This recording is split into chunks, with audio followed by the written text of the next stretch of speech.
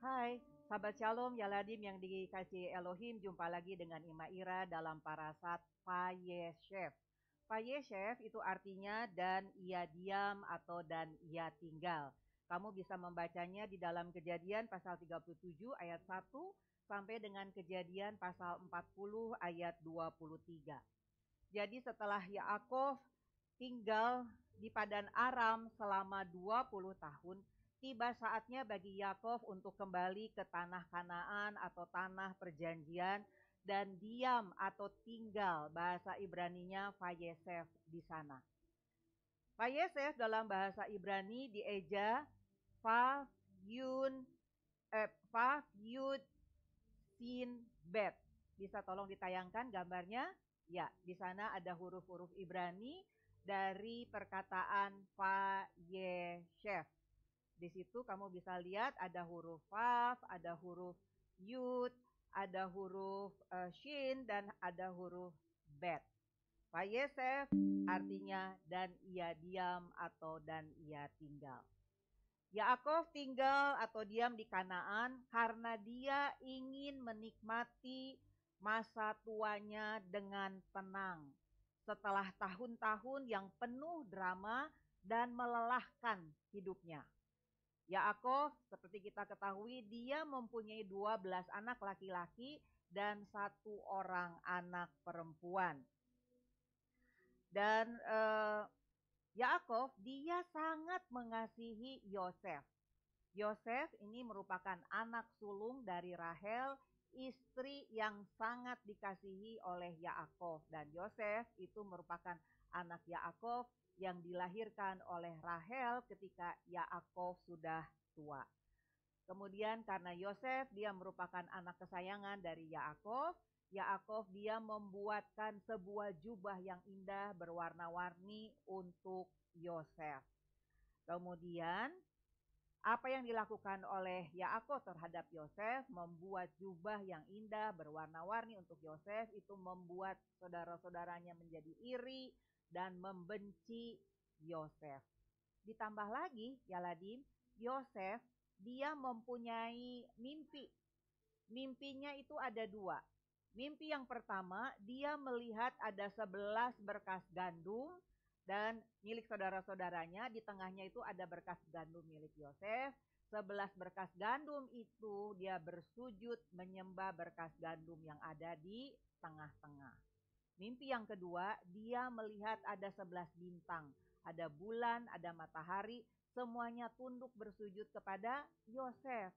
Ketika Yosef menceritakan kedua mimpinya, tentu saja saudara-saudaranya bertambah marah dan semakin membenci Yosef.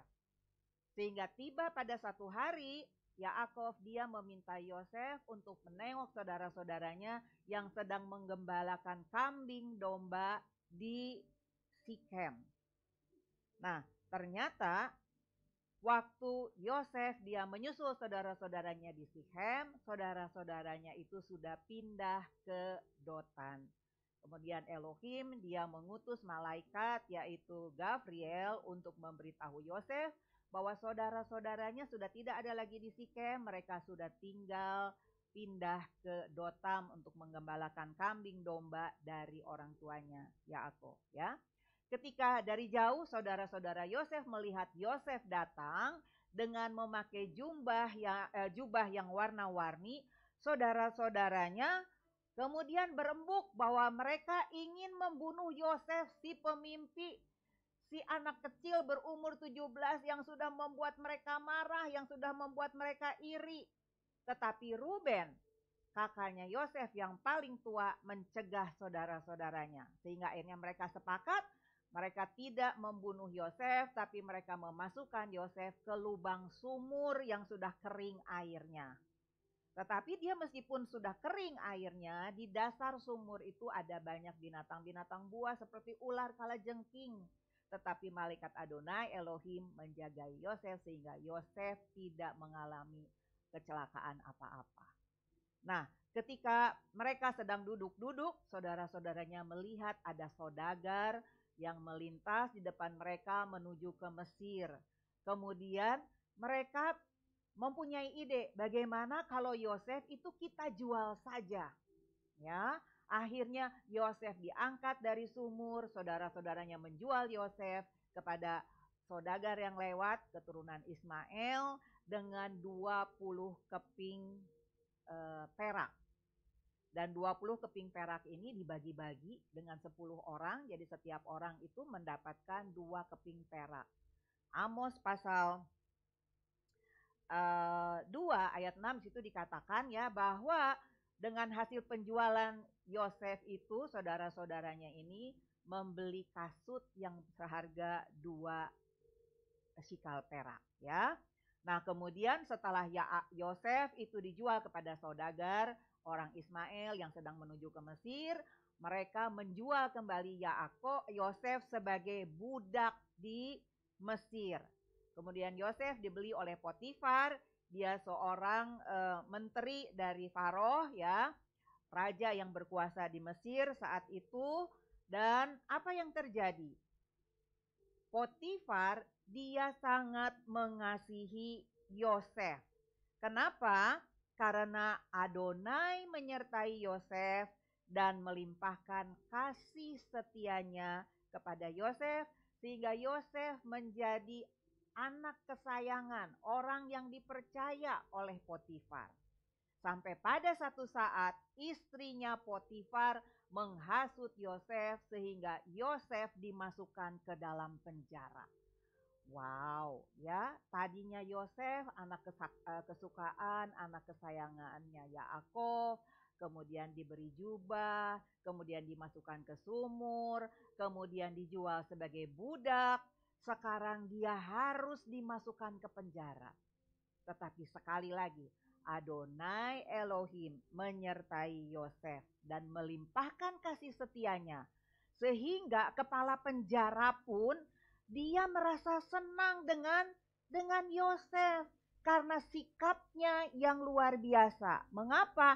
Karena ada Ruach HaKodes, ada Ruach Elohim yang hidup di dalam hatinya Yosef. Nah, satu hari ketika Yosef sedang di penjara, sudah 10 tahun dia ada di penjara. Wow, 10 tahun itu waktu yang lama ya. Mungkin ada di antara Yaladim juga yang umurnya masih 10 tahun. Itu lama sekali ya.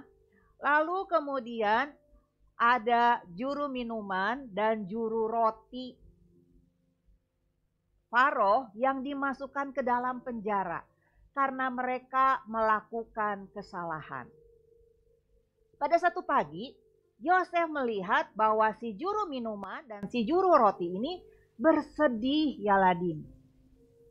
Kemudian Yosef mendatangi mereka dan bertanya, "Ada apa saudara-saudaraku? Kenapa mukamu sedih?" Nah, ini satu sikap Yosef yang luar biasa. Padahal kalau dipikir, Yosef sendiri sebetulnya ada dalam keadaan sedih karena dia pun juga sedang di penjara. Tetapi ya, inilah keunggulan Yosef.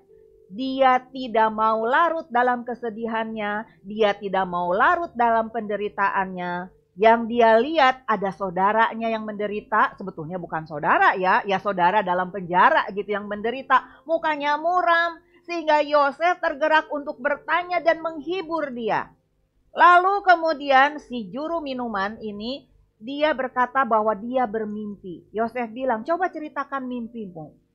Aku dengan pertolongan Adonai Elohim ya pasti bisa mengartikan mimpimu. Lalu si juru minuman ini bercerita kepada Yosef tentang mimpinya. Dia bilang dia melihat pohon anggur dengan 3 carang dan anggurnya itu berbuah lebat. Kemudian si juru minuman ini dia memegang piala atau cawan tempat minumnya Faraoh. Kemudian dia mengambil anggur itu, memerasnya, memasukkan ke cawan itu dan memberikannya kepada Faraoh. Kemudian Yosef mengatakan, "Oh, kalau begitu mimpimu artinya dalam 3 hari kamu akan keluar dari penjara.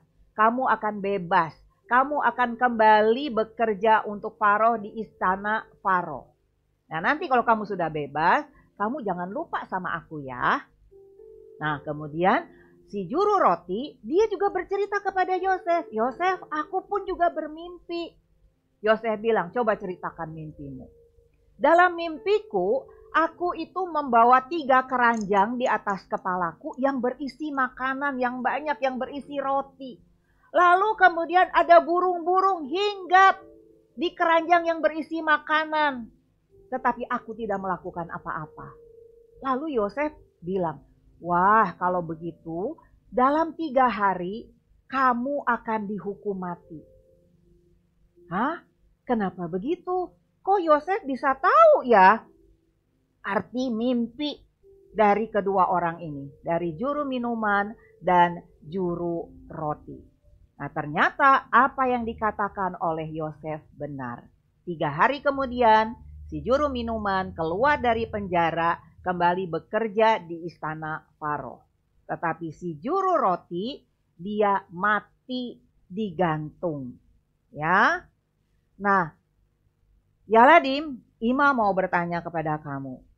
Kamu pastinya punya cita-cita dong ya. Kamu pastinya punya mimpi. Nanti kalau sudah besar, kamu ingin menjadi apa? Nah, bagaimana caranya supaya kamu bisa mencapai cita-cita kamu? Bagaimana caranya supaya kamu bisa mewujudkan mimpi kamu kalau sudah besar mau jadi apa? Kamu harus seperti si juru minuman. Dia bertindak, dia aktif, ya. Dia memetik anggur, dia memerasnya, kemudian dia memberikannya kepada Faro.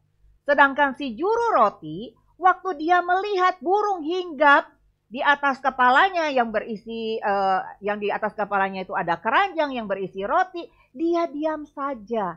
Artinya dia pasif, dia tidak melakukan apa-apa. Nah, sama seperti Adonai Elohim yang menyertai Yosef dan melimpahkan kasih setia kepadanya. Maka kamu pun juga ketika kamu aktif sebagai anak Tuhan, kamu rajin belajar, kamu rajin berdoa, kamu rajin membaca kitab suci, kamu mengasihi Adonai Elohim dengan segenap hati, kekuatan, dan akal budi, kamu mengasihi sesamamu manusia seperti kamu mengasihi dirimu sendiri. Maka sama seperti Yosef, Adonai Elohim akan menyertai kamu. Sehingga apa yang kamu mimpikan, apa yang kamu cita-citakan itu berhasil. Sehingga kamu semua bertumbuh menjadi anak-anak kesukaan Elohim, bertumbuh menjadi kesaksian yang indah bagi kemuliaan dan kebesaran nama Elohim. Kol hakavod, Yeshua HaMashiach memberkati. Shabbat Shalom.